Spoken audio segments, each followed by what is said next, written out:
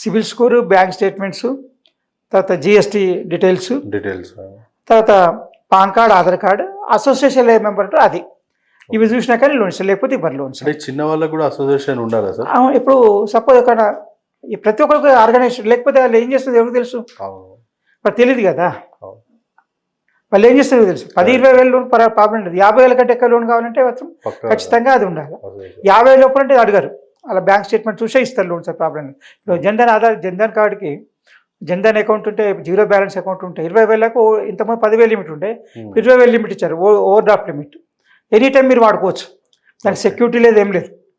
ప్రతి వ్యక్తికి zero balance account ఉంటే 10,000 దాకా లోన్ వాడుకోవచ్చు. ఇప్పుడు దాన్ని మొన్న బడ్జెట్లో 20,000కి పెంచారనమాట. అలాగే ఎమర్జెన్సీ ఉంటుంది, ఖర్చు పెట్టుకునే అవసరం ఉంటుంది, అలాంటి వాటి కోసం ఉపయోగపడటానికి కానీ 20,000 లిమిట్ వచ్చింది. వ్యాపారస్తులకు మాత్రం 50,000 అనమాట. అంటే వాళ్ళు వ్యాపారస్తులు ప్రూఫ్ చేసుకోవాలి.